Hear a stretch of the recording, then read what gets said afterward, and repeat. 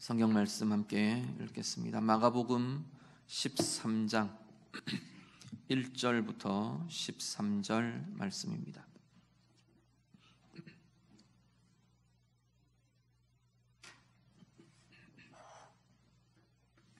신약성경 77쪽입니다. 마가복음 13장 1절부터 13절 말씀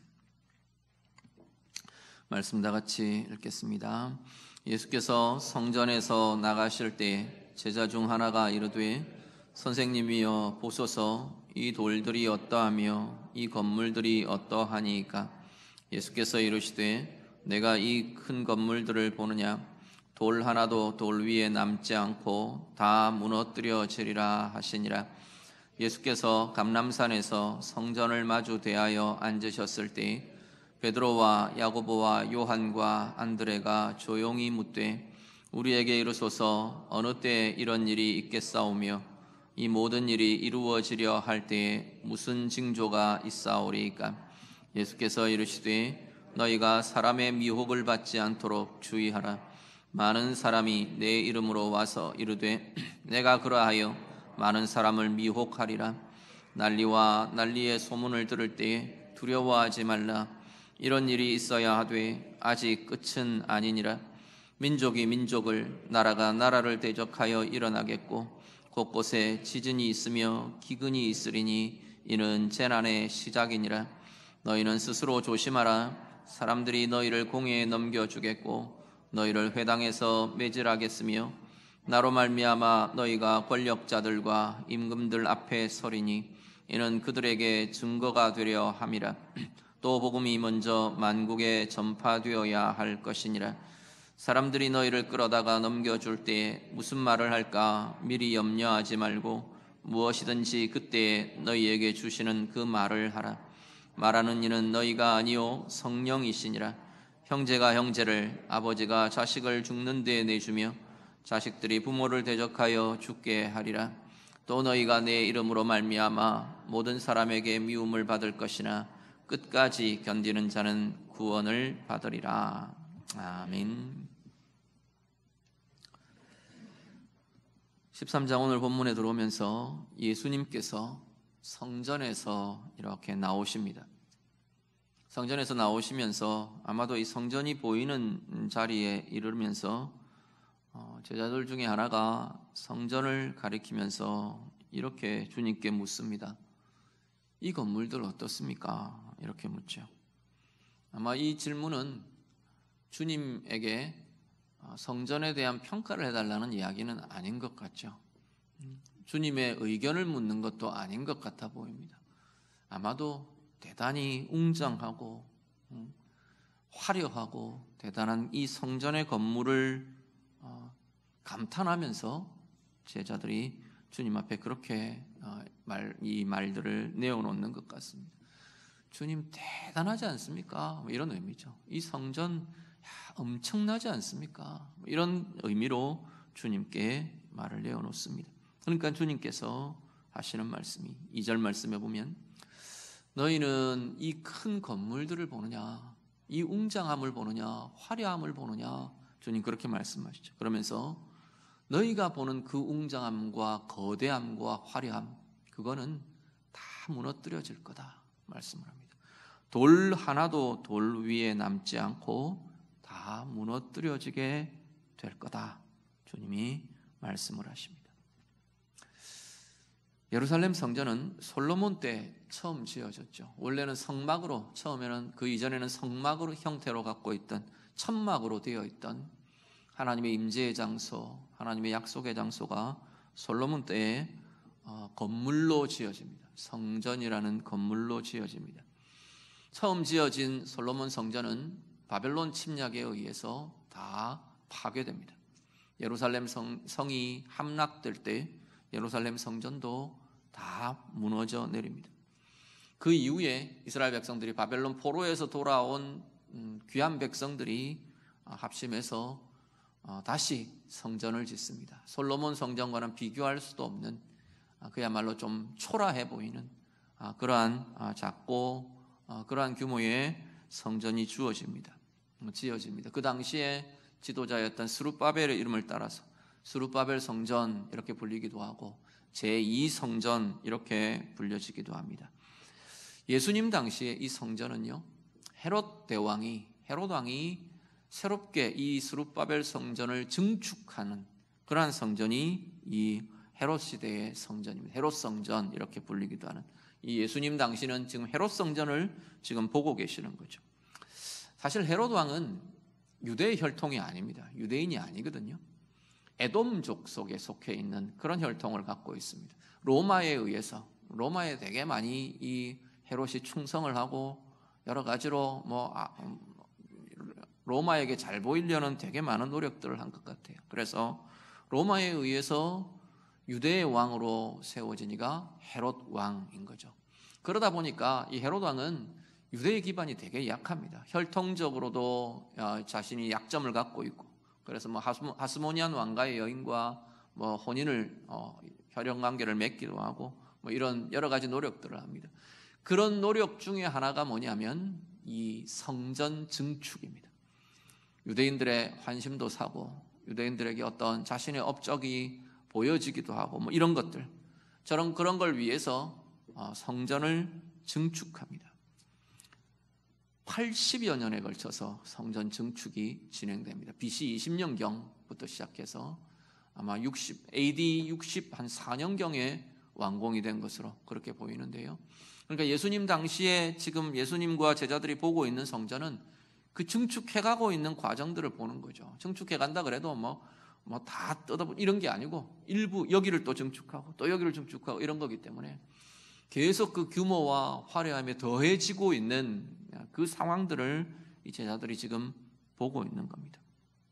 그 과정에서 지금 주님과 이 제자들의 이 대화가 이루어집니다. 아이러니한 건 이 64년경에 AD 64년경에 성전 증축이 완공이 되는데요.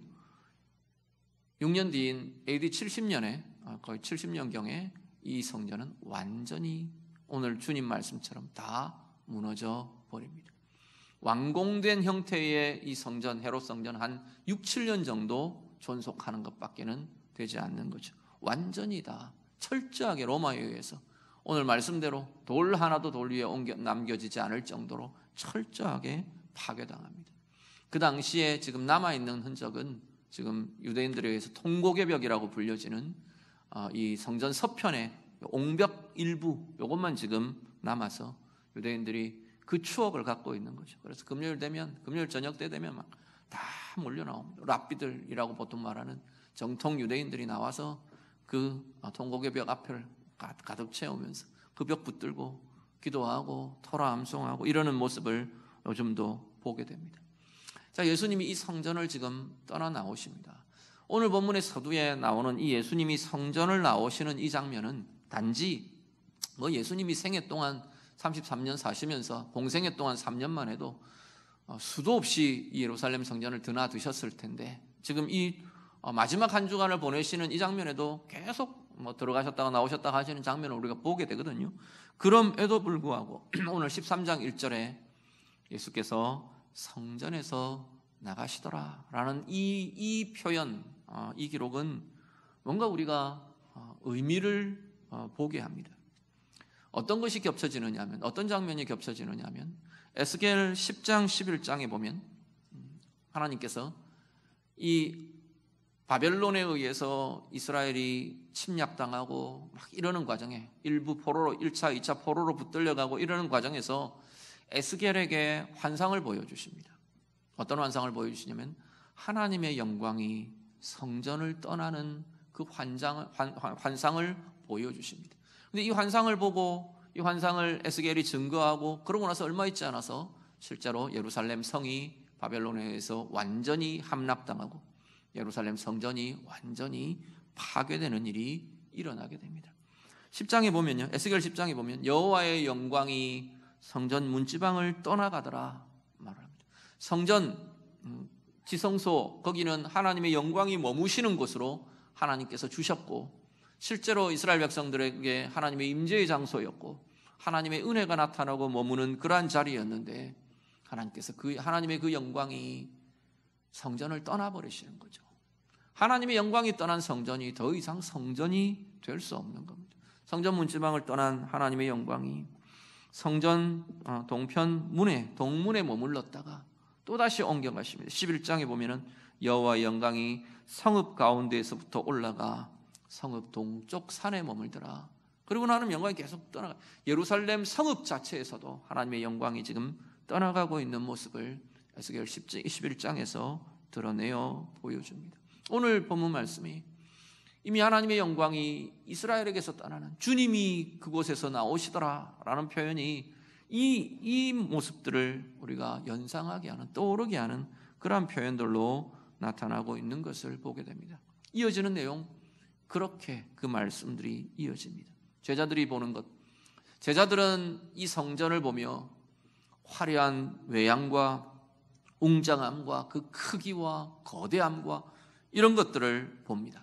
실제로 헤롯 성전은 솔로몬 성전보다도 2배 이상 컸대요. 솔로몬 성전도 화려하고 대단했는데 그보다도 2배 이상이나 더 크고 웅장하고 대단한 모습으로 증축을 하고 있는 거죠. 뭐 감탄할 만할 겁니다. 그런데 이 제자들이 보는 것은 유대인들의 현실, 유대인들의 모습을 그대로 비추어 주는 거죠. 그들의 중심이 어떠하든지, 그들의 삶은 어떠하든지 그럴듯해 보이고 외양으로 이렇게 화려함을 자랑하고 자신들의 스스로를 자랑하는 그 모습들 그대로를 비추어 보여주고 있습니다. 그런데 주님이 보시는 것은요, 주님이 보시는 자리는 그 건물의 대단함, 그 크기와 숫자와 화려함 이걸 보시는 게 아니고 성전 안을 채우고 있는 사람들을 보시는 거죠. 성전 안에 가득해야 할 원래의 모습이 있는가, 그걸 주님은 보시는 겁니다. 그 안을 채우고 있는 사람들의 마음, 사람들의 생각, 사람들의 삶의 모습들. 원래 성전은 하나님의 임재가 있는 자리입니다. 하나님의 영광이 머무는 자리이고, 솔로몬 때 열왕기상 8장 이후에 이렇게 보면 그 성전을 건축하고 봉헌을 해드리면서 솔로몬의 고백과 기도와 이렇게 봉헌하는 이 하나님을 향해 드려지는 이 말씀들이 쭉 나옵니다. 거기 보면 뭐라고 이 성전을 어떻게 이야기하느냐면, 하나님 이 성전을 향하여 이 백성들이 기도할 때 하나님 이 기도에 응답해 주십시오. 성전은 기도하는 자리인 거죠. 성전 안을 가득 채워야 할 건 성도들의 기도인 거죠. 하나님을 향한 기도인 거죠. 이 성전은 하나님의 임재를 경험하는 하나님의 백성들의 이 은혜의 삶으로 가득해야 하는 것이 성전의 모습인 거죠. 성전은 여호와께서 내가 거룩하니 너희도 거룩하라 말씀하시는 것처럼 백성들의, 하나님의 백성들, 이 성전 앞에 나오는 하나님의 임재를 향해 나오는 하나님의 백성들의 거룩한 삶, 그 거룩으로 가득해야 하는 것이 성전의 모습인 겁니다. 하나님의 크심과 하나님의 영광과 권능을 대하는 하나님의 백성들의 겸비함과 겸손함으로 하나님의 이 의의 길을 걸어내는 그 삶이 가득해야 하는 것이 성전의 모습인 겁니다. 성전은 원래 그러한 것으로 가득 차야 하는 곳인 거죠. 그런데 이것이 텅 비어버린 겁니다. 이것이 없는 성전, 이것에서 실패한 성전, 그 성전은 이미 성전이 아닌 것인 거죠. 지금 주님 눈에는 이미 이 성전은 무너져버린 성전이라는 겁니다. 그들이 보고 있는 이 겉모양, 이 외양, 이게 무너져야 그들은 무너진다고 여기기에 주님께서 이것조차도 철저하게 무너질 거다라고 말씀하는 겁니다.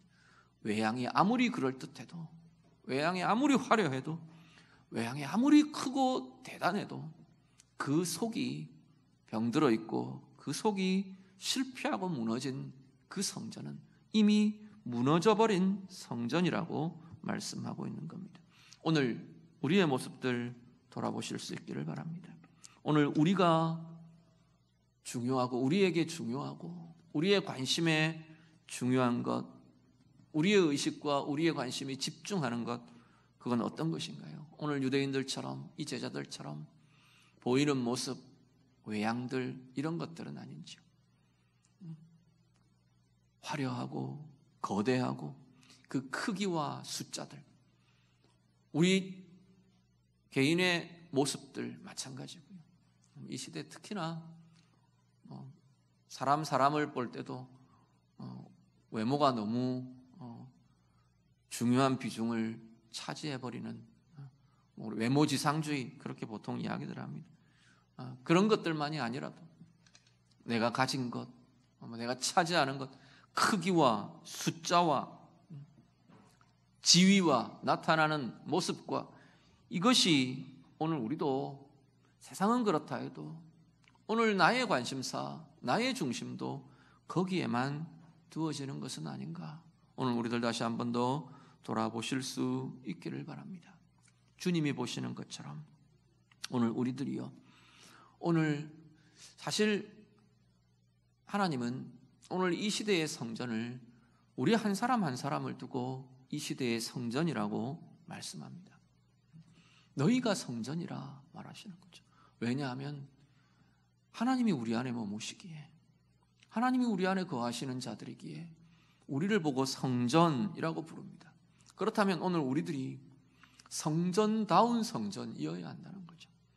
내 안에 하나님의 임재가 있고 하나님의 영광을 보는 것이 있고, 나의 삶이 하나님을 향한 기도로 가득하고, 내 삶이 하나님의 진리로, 그래서 그 진리를 향해 진리를 따라 살아내는 의의 삶이, 거룩의 삶이 우리 가운데 가득한 것이 성전의 실체이고 성전의 모습이어야 한다고 말씀하는 겁니다. 오늘 우리가 정말 이 시대를 살아가면서 내 영혼과 나의 삶이 하나님의 임재로 가득하고 하나님의 기도로 충만하고 하나님의 영광과 하나님의 은혜의 동행이 가득한 성전으로 살아내는 우리의 삶이 되시기를 간절히 바랍니다. 교만과 자기의로 가득 찼던 이 유대인들, 그들의 성전은 이미 무너진 성전이었던 것처럼 오늘 우리의 삶이 그렇게 되지 않도록, 우리의 자랑과 외양의 자랑과 드러나는 자랑과 그것으로 가득한 속이 텅 비어버린 그러한 성전이 아니라 하나님의 임재와 은혜가 가득한, 하나님의 거룩과 의와 진리가 우리 안에 가득한, 그 안이 하나님의 정말 기뻐하시는 것으로 충만한 참된 성전으로 살아가시는 우리 모두의 삶의 모습들이 다 되시기를 우리 주님 이름으로 축복합니다. 이런 이야기를 듣고 나니까 아마 제자들이 두려움이 있었던 것 같아요. 성전 동편에 감람산으로 올라가서, 감람산은 이렇게 성전보다 좀 높거든요. 그래서 거기서 이렇게 보면 성전이 내려다 보입니다. 그 감람산에 이들이 머물 때 주님 앞에 제자들이 나와서 묻습니다. 조용히 물었다 그랬어요. 아마 삼가하고 두려우는 마음이 있었던 것 같아요.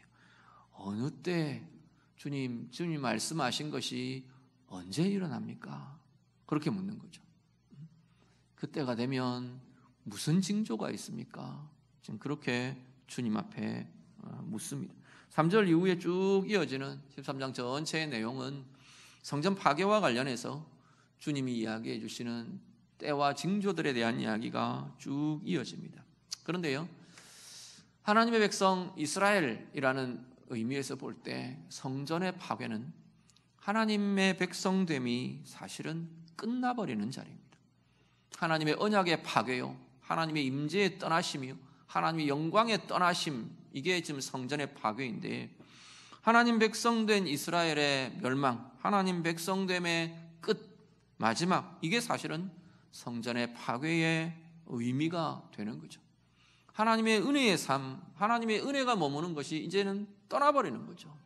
그렇게 보면 이 성전의 파괴는 이스라엘 백성에 있어서 마지막 끝을 상징하고 의미하는 것이 될 겁니다. 주님은 지금 마지막에 대한 전체적인 징조들을 쭉 말씀하십니다. 오늘 본문에 나타나는 것들은요, 주님이 징조를 이야기해 주십니다. 그래, 이런 때 이런 징조가 있을 거다. 그런 징조가 있을 때는 끝인가 마지막인가, 마지막이 다가오나, 그걸 고민하라는 겁니다. 생각해야 한다는 거죠. 징조는 보여주시는 거죠. 그런데 징조만 이야기하시지 않고 주님이 이야기하시는 것은 그 징조에 대해서 너희는 이렇게 대응하고 이렇게 반응해라 라고 말씀합니다. 네 가지 이야기를 쭉 이어가면서 이야기하시는데, 하나는 미혹이 있을 거다 말씀합니다. 징조는 미혹이죠. 내가 그리스도다, 내가 그리스도다, 이런 미혹들이 너희를 흐리게 하는 미혹이 있을 거다 말합니다. 미혹은 흐리게 하는 겁니다. 홀리게 한다 그러죠. 홀리게 하는 것. 그래서 정신을 차리고 바로 똑바로 보지 못하도록 하는 게 미혹입니다. 미혹이 있을 거다. 그러면 거기에 대해서 너희는 주의해라, 깨어 있어라, 분별해라. 이게 지금 주의해라는 표현이죠. 너희는 이 미혹에 대해서 주의하며 깨어서 분별해야 한다. 주님께서 그 이야기를 하십니다. 두 번째는 난리의 소문이 들릴 거다. 처처에서 전쟁의 소문이 들릴 거다. 처처에서 기근과 지진과 재난의 소식들이 들릴 거다. 그럴 때 너희들의 반응은 두려워하지 말라 말씀합니다. 두려워하는 것이 아니라 담대하게 하나님의 은혜와 하나님의 도우심을 구하며 하나님이 주시는 담대함으로 이 모든 상황들을 대처해야 한다 말씀합니다.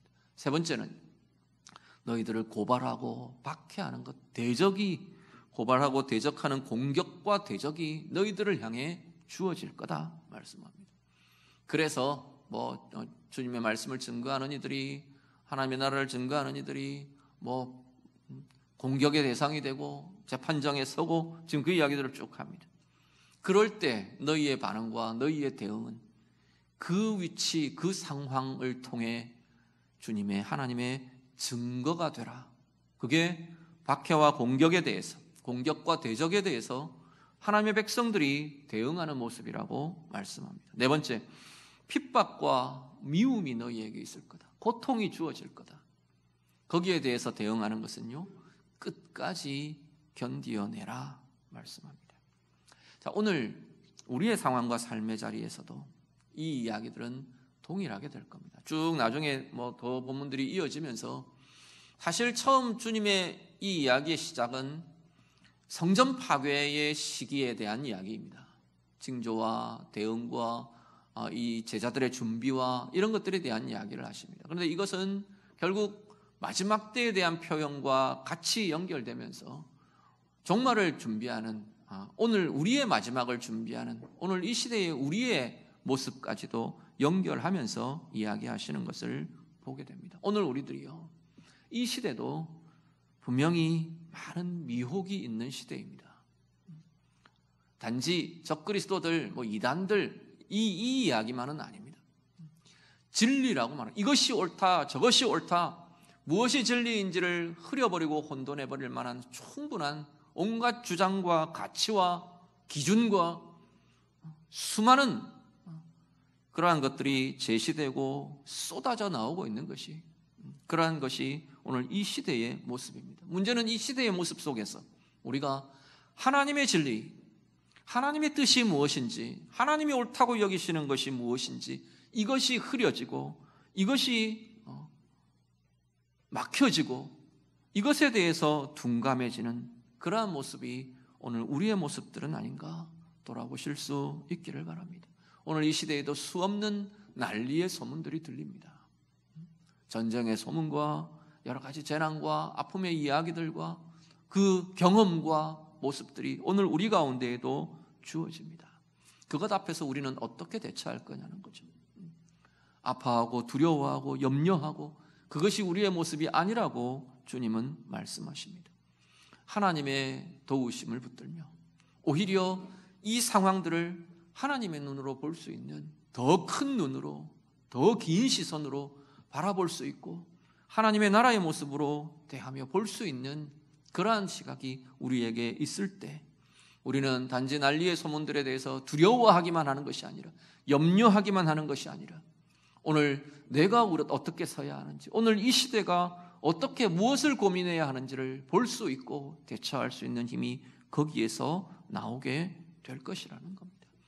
우리는 하나님의 백성이라는 이름 때문에, 하나님의 사람, 그리스도의 사람이라는 이 인생, 우리의 특징 때문에 세상의 공격과 대적 앞에 우리는 서게 됩니다. 그런데 그것이 방어하기에 급급하고 피하고 숨기에 급급한 인생이 아니라, 주님은 뭘 이야기하시느냐 하면 주님의 진리를 행하며 나타내며 드러내는 증거가 되라고 말씀합니다. 주님의 진리를 말하고 주님의 길을 이야기하고 주님의 삶을 살아내는 그 모습으로 이 세상을 비추는 증거가 되는 것, 그것이 이 세대 가운데에서 우리가 살아내어야 할 모습이라고 말씀합니다. 주님 뒤를 따라가는 그 인생, 그 삶을 살아가면, 그래서 손해보고 고통과 또 미움과 상함과 아픔이 주어지는 길이 바로 이 길이라고 말씀합니다. 그럴 때 우리는 하나님의 사랑으로, 하나님의 은혜로, 하나님을 향한 소망으로 끝까지 견디어내는 것이 우리가 이 세대의 이 모습들을 향해 우리가 보여야 할 반응이라고 말씀합니다. 사실 이 모습이야말로 진정한 성전다움의 모습인 거죠. 하나님의 사랑이 그 안에 충만한 사람들, 하나님의 은혜가 그 안에 가득한 사람들, 하나님의 영광과 진리의 빛이 그 인생에 가득히 비추어지는 인생들, 그들이 이 모든 상황 속에서 하나님이, 주님이 원하시는 그 길들을 살아낼 수 있는 이들이 될 것이라는 겁니다. 성전이 무너지는 시대예요. 오늘 이 시대도 마찬가지입니다. 하나님의 진리가 호도되고 주님이 원하시는 뜻이 자꾸만 공격받고 가려지고 주님의 은혜의 길이 미혹되고 성전이 무너지는 시대를 살아가는 오늘 우리 역시 진정한 성전다움의 회복이 우리 가운데 나타나는 것이 이 시대를 가장 아름답고 복되게 살아내는 은혜의 길이 될 것입니다. 성전다움의 회복이야말로 성전이 무너지는 이 시대의 능력으로 주님의 진리로 이기며 살아가는 권세가 될 것이라 말씀합니다. 추석 맞으며 또 오랜만에 가족들이 모이시는 그러한 가정들도 있고요. 오늘 우리가 우리의 가정을 돌아보며 우리의 인생을 돌아보며 무엇을 보시고 무엇을 기대하고 소망하셔야 하겠습니까? 오늘 우리 각자가 바로 주님의 성전다움이 회복되는 인생과 삶이 되시기를 간절히 바랍니다. 우리가 살아내는 우리의 가족들, 우리의 가정이 바로 하나님의 성전으로서의 온전한 하나님의 임재가 있고 여호와 경외함이 있고 하나님의 은혜의 동행이 있고 하나님의 진리와 하나님의 의의 길로 행하는 그 거룩과 의의 삶이 있는 귀한 모든 주의 자녀들의 가정들이 되고 인생들이 되시는 참 은혜의 길을 가시는 우리 모두가 다 되시기를 우리 주님 이름으로 축복합니다. 같이 기도하겠습니다. 말씀으로 같이 기도합니다. 오늘 우리들이요 제자들처럼 이 교만과 자기의로 가득 차서 겉으로 나타나는 모습 그것 자랑하고 그것으로 포장하고 숨는 이 유대인들의 모습들이 아니라 오늘 우리의 모습들 돌아보시면서 오늘 우리의 삶이 그러한 삶이 아니라 성전다움의 삶이 될 수 있도록 우리 좀 그렇게 기도하며 구하실 수 있기를 바랍니다. 하나님, 내 안에 하나님의 임재가 날마다 누려지고 가득하기를 원합니다.